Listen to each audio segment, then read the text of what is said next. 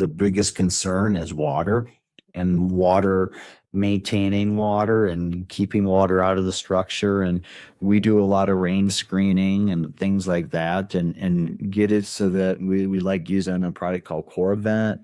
So it can all our, if water did get behind your exterior cladding or siding, you can always get out of that cavity and always be prevented from. We're a DuPont certified Tyvek installer, so all our customers are protected with the DuPont warranty, which is huge. Yep. Because it's a peace of mind from a water standpoint.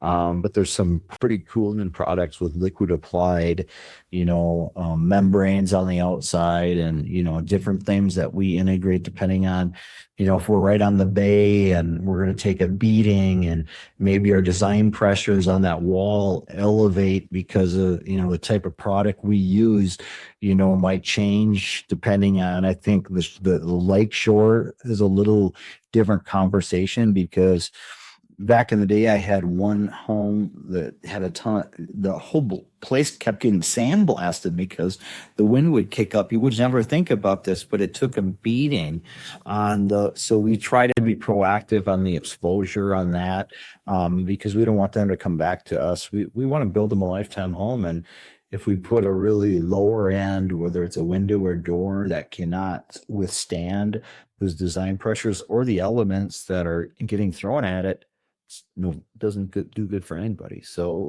I think that's probably wind and water. I think is, from a building science standpoint, is at the top of our list.